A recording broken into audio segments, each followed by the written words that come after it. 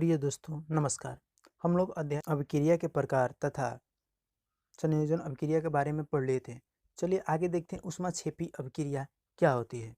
तो ऐसी अभिक्रिया जिसमें उत्पाद के साथ साथ ऊष्मा भी उत्पन्न होती है उसमें उसे ऊष्माक्षेपी अभिक्रिया कहते हैं। यानी कि ऐसी अभिक्रिया जो उत्पाद भी बने और उसके साथ साथ ऊष्मा भी बाहर निकले या ऊष्मा भी प्राप्त हो, यानी कि गर्माहट भी बाहर निकले, उस अभिक्रिया को ऊष्माक्षेपी अभिक्रिया करते हैं। यानी कि ऊष्माक्षेपी यानी कि ऊष्मा बाहर निकलती है। जैसे में देख रहे हैं कि प्राकृतिक गैस का दहन CH4 का नाम ही प्राकृतिक गैस है या मेथेन भी इसे बोलते हैं।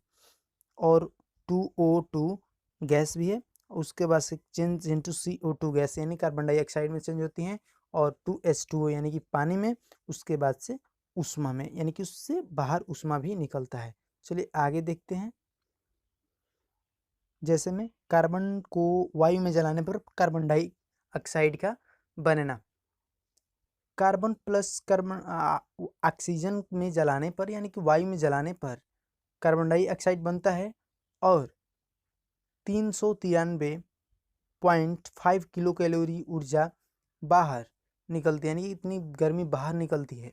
यानी कि यह भी ऊष्माक्षेपी अभिक्रिया है। तो चलिए उसके बाद से आते हैं ऊष्माशोषी अभिक्रिया पर। ऊष्माशोषी अभिक्रिया किसे कहते हैं? जिन अभिक्रियाओं के दौरान ऊष्मा का अवशोषित होती है, यानी जो भी अभिक्रिया होगी उसमें ऊष्मा की आवश्यकता पड़ेगी, यानी कि ऊष्मा की कमी होगी, तो ऊष्मा की आवश्यकता पड़ती है तो उसे ऊष्माक्षेपी कहते हैं। यानी कि जिन अभिक्रियाओं के दौरान ऊष्मा अवशोषी होती है या ऊष्मा की आवश्यकता पड़ती है उसे ऊष्मा अभिक्रिया कहते हैं। जैसे में नाइट्रोजन के साथ ऑक्सीजन का जब हम क्रिया कराते हैं तो नाइट्रस ऑक्साइड बनता है, तो उसमें 45 किलो कैलोरी ऊर्जा की आवश्यकता पड़ती है।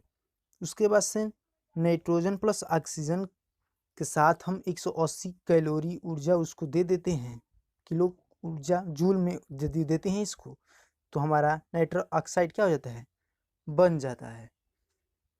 यानी कि कितने की आवश्यकता है, 180 की, यानी कि इतने 180 किलो कैलोरी ऊर्जा की आवश्यकता पड़ती है। विओजन या अपघटन अभिक्रिया, जब एक अभिकारक टूट कर यानी कि छोटे छोटे उत्पादों में या दो से अधिक उत्पाद का प्रदान करता है, यानी कि एक से अधिक में टूट जाए, एक होना चाहिए और कई में टूट जाए, तो उसे वियोजन या अपघटन अभिक्रिया कहते हैं। जैसे NH4Cl अमोनिया क्लोराइड के साथ यदि हम अमोनिया क्लोराइड को गर्म करते हैं, इसको हम गर्म करते हैं तो अमोनिया प्लस हाइड्रोजन क्लोराइड प्राप्त होता है। NH4Cl को हम गर्म करेंगे तो NH3 प्लस HCl, यानी कि यहाँ एक अभिकारक है और दो उत्पाद हैं, यानी कि यहाँ भी अभिक्रिया वियोजन अभिक्रिया या अपघटन अभिक्रिया होती है। अपघटन अभिक्रिया या वियोजन अभिक्रिया दो प्रकार की होती है। कौन कौन सी? ऊष्मीय अपघटन और विद्युत अपघटन। तो ऊष्मीय अपघटन किसे कहते हैं उसके बारे में देखते हैं। ताप बढ़ाने से किसी पदार्थ के अणुओं के दो या दो से अधिक अणुओं तथा परमाणुओं में विघटित होने वाली अभिक्रिया को ऊष्मीय अपघटन कहते हैं। यानी कि ताप बढ़ा दिया जाए तो उसके अणु दो या दो से अधिक अणुओं में टूट जाएंगे, या परमाणु जो होंगे उसके विघटित हो जाएंगे, यानी कि अलग हो जाएंगे, यानी बिखर जाएंगे, उससे ऊष्मीय विघटन अभिक्रिया कहते हैं। यह ताप बढ़ाने पर होती है। जैसे में कैल्शियम कार्बोनेट को हम गर्म करते हैं तो कैल्शियम ऑक्साइड और कार्बन डाइऑक्साइड में क्या हो जाते हैं, अपघटित हो जाती है, यानी कि टूट जाती है। तो यानी कि CaCO3 कैल्शियम कार्बोनेट को यदि हम गर्म करते हैं, क्या करते हैं, गर्म करते हैं, तो हमारा कैल्शियम ऑक्साइड और कार्बन डाइऑक्साइड प्राप्त होता है। विद्युत अपघटन किसे कहते हैं? तो विद्युत अपघटन के बारे में देखते हैं। किसी विद्युत अपघटन पदार्थ को गलित अवस्था में, यानी कोई विद्युत अपघट्य पदार्थ अपघट्य है, ठीक है, किसी विद्युत अपघट्य पदार्थ यानी कि अम्ल, क्षार, अम्ल, क्षार, लवण। ठीक है।